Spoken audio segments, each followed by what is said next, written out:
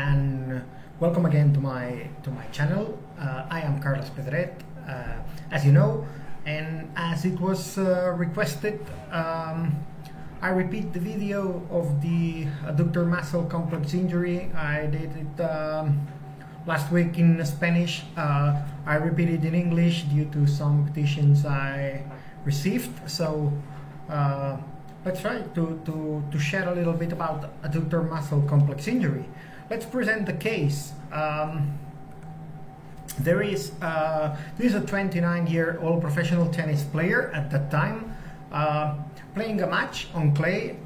This is why it's important to understand the mechanics of every muscle and every sport and every patient, because when you play on clay, you slide with the leg laterally to reach the ball, as you can see in that image. This is not the guy injured. So and he felt sharp but quite tolerable pain in the inner side of the thigh, more or less at the middle third of the thigh. And the next day he felt so much better and does not consult to no one. This is a problem normally in professional athletes.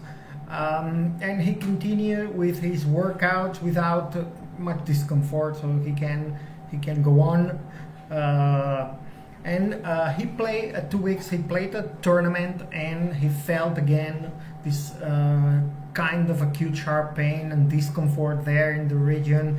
So he had to withdraw, and he consulted about his complainings. Let's see the ultrasound. This is 4 days after the second traumatic event. We can see here that there is an injury, and this is obviously the gracilis muscle. Look, the distal tendon of the gracilis. The gracilis starts with a muscle origin and ends with its tendon, and normally the injuries we will find in the gracilis will be in the distal part of the gracilis, from the middle to the distal part, because the myotendinous junction is right there. So we have to look at the middle and distal part of the gracilis. Let's look again, because as you can see, this is not an acute injury right now. This is a re-injury. So he first injured his gracilis muscle in the first mechanism, and then he had a re-injury in that one. You can see here the images. Look, with this mild ultrasound Doppler captation inside the gracilis. Look, the definition of the limits of the gracilis are perfect. Here in the transversal axis and here in the longitudinal axis. Look, that there is no hematoma, there is no an anechoic region. So we can see that the muscle is quite hypoechoic, and so we have to think about this injury in terms of a re-injury for sure. What do we have to say about the gracilis muscle? Gracilis muscle is a quite interesting muscle because sometimes is underrated. And we published that article in 2015, if I remember well, about isolated tears of the gracilis muscle. And there is some things that we have to understand about the gracilis. First of all, as always, is its particular anatomy. It starts with a muscle origin, and the tendon, it's a distal tendon that starts very proximal, but it's a distal tendon. So the problem, we will find it in that region here, which is the most big myotendinous junction of the gracilis. Another thing that we have to take into account is that, here you can see the images of the gracilis. This is a quite acute gracilis injury, not the one I commented. But look here, in that region here and here, you can see the distal tendon of the gracilis, and the injury is the myotendinous junction there, up there. So the other thing that we have to take into account about the gracilis muscle is the return to play, the mean return to play time in gracilis injuries. because it's more than 4 weeks. It's moving between 4 and 6 weeks, and that's quite a long return to play time. If we do not treat it properly, there is also a quite high re-injury risk, as we could see in the case presented. And another thing to take into account in the in the gracilis muscle injuries is that there is a big importance of the coxofemoral joint position. Let's speak about this concept. First of all, I would like to show you exactly what is the gracilis. Here in that image you can see the gracilis up there. Here is the adductor longus muscle with its intramuscular aponeurosis here, the adductor brevis and the adductor magnus. Let's move with the gracilis. It's an ovalated shape, and it's quite straight ahead from the pubic symphysis, from the pubic region, until its end in the pes anserinus tendon. So you just have to make a transversal and a straight line following the gracilis. Let's look at it again. Let's find this ovalated shape, as we said, and let's follow. You will see that it will appear the intramuscular tendon right here, and it's moving down until it develops the distal tendon of the gracilis. If we move again and you want to see an isolated, quite acute gracilis muscle injury, you just have to follow the gracilis again, longus, brevis, magnus, big gracilis, hypertrophic with edema and hematoma, as you can see in that region there. And in the longitudinal scan, the same, we're following the gracilis and we can find that injury over there. Okay, tips to take into account. The gracilis muscle is a synergistic to hamstrings and adductor muscles.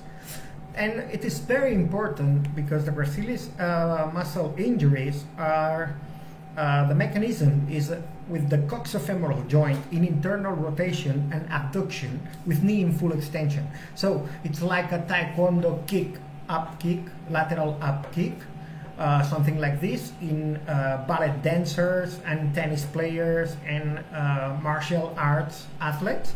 So it's quite frequent. It is well tolerated. It has a good prognosis if we treat it properly and if we treat it correctly, and especially if the diagnosis is fast and accurate. But although all of these, we're moving into a return to play approximately in 4-6 weeks of the return to play time.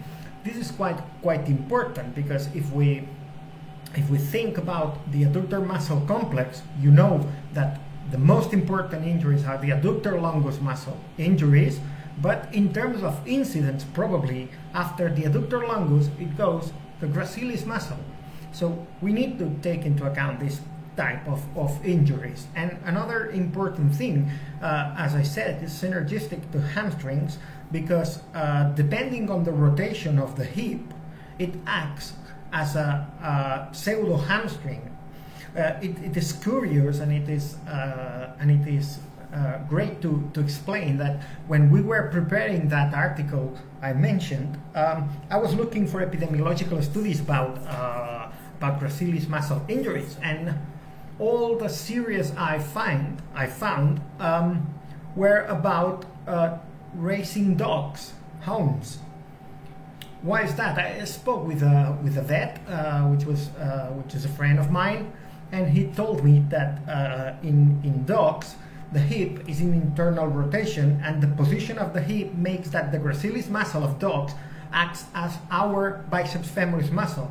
That's why they torn and they make a rupture in the gracilis muscle in the same action as we torn the biceps femoris, running and sprinting normally. So this is quite interesting because coxofemoral position is key in that kind of injuries. We can see here in the MRI scan the thing that we said, the tendon is distal and the stump is from proximal to distal, and the hematoma, it's up there. So it's quite inverse of the normal injuries we normally see. So it's quite an interesting injury. So, what to take into account about this kind of injury and this case? When there is a pain in the medial region of the thigh, one should not only think in the adductor longus.